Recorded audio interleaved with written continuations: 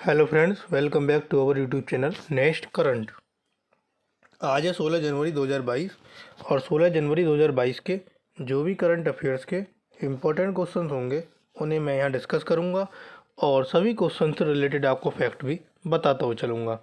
आप आज की वीडियो की PDF फाइल हमारे टेलीग्राम ग्रुप से डाउनलोड कर सकते हैं। टेलीग्राम ग्रुप का लिंक आपको वीडियो के डिस्क्रिप्शन में दिया गया है।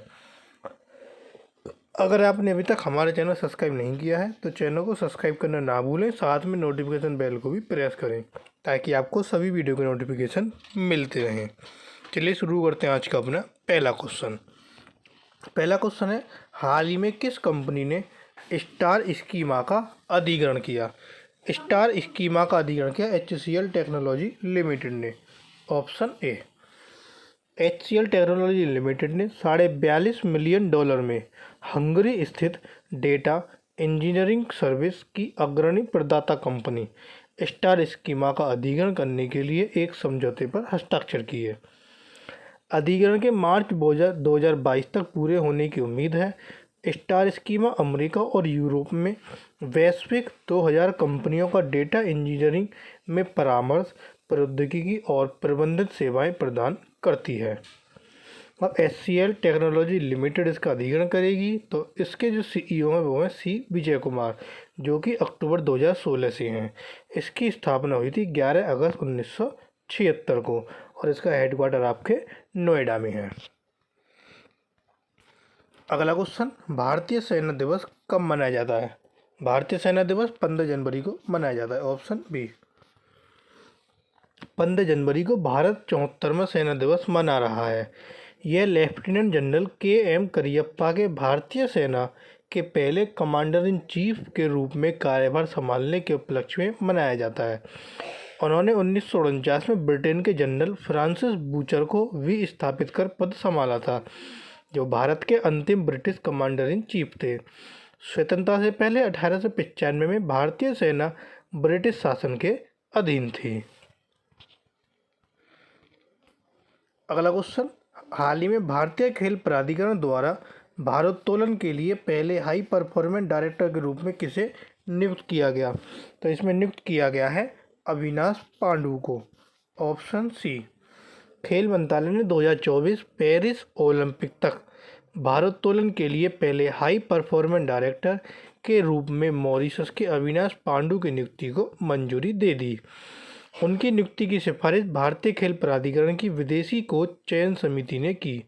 उन्होंने इससे पहले रियो डी जेनेरियो में 2016 ओलंपिक खेलों में 2 इंडोनेशियाई भारोत्तोलक को पदक हासिल करने में मदद की। अगला क्वेश्चन, हाल ही में किस देश में 10वीं शताब्दी की एक प्राचीन भारतीय मूर्ति की खोज की गई? तो यह खोज किस देश में की गई? यह हुई आपके इंग्लैंड में। ऑप्शन डी, 10वीं शताब्दी की एक प्राचीन भारतीय मूर्ति जिसे इंग्लैंड के एक बगीचे में खोजा गया, इसको भारत में 14 जनवरी को लाया गया।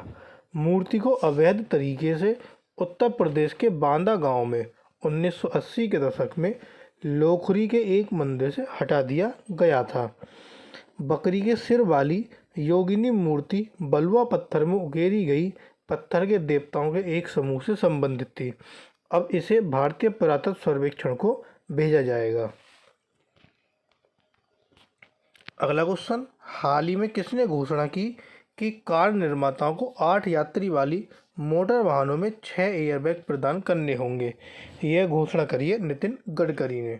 ऑप्शन ए, केंद्र यात्रियों की अतिरिक्त सुरक्षा के लिए कार निर्माताओं को 8 यात्री की क्षमता वाले मोटर वाहन में कम से कम 6 एयरबैग प्रदान करना अनिवार्य करेगा।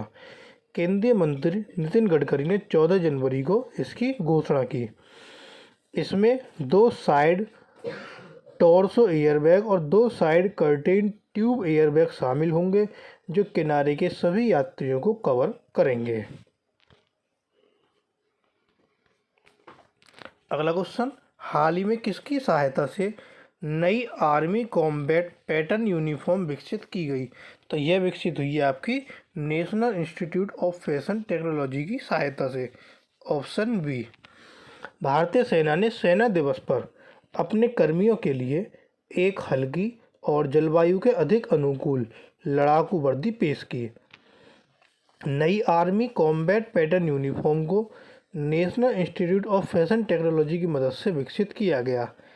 यह एक डिजिटल विघटनकारी पैटर्न पर आधारित होगी और 13 साइज में उपलब्ध होगी।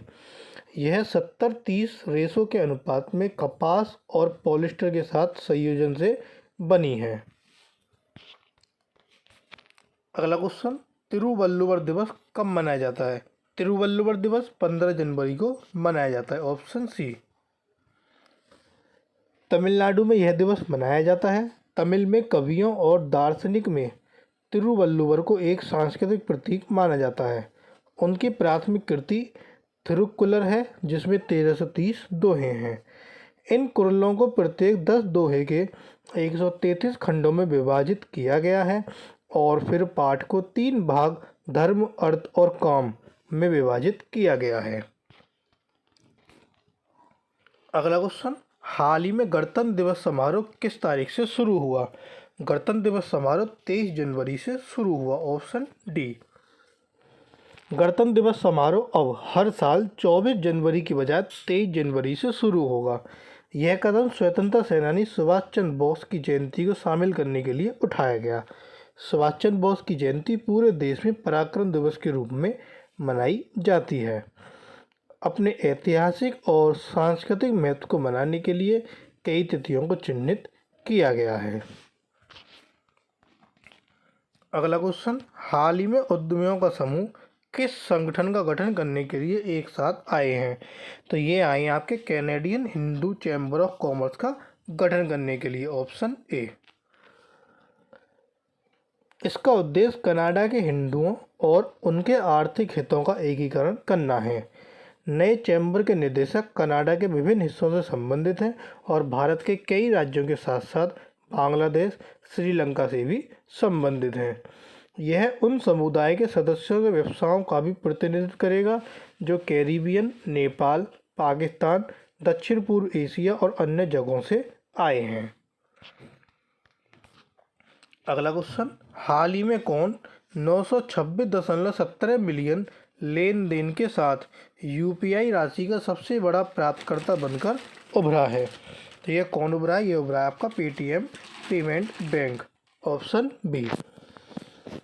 भारतीय स्टेट बैंक दिसंबर 2021 में सबसे बड़े प्रेषक के रूप में चार्ट में सबसे ऊपर है।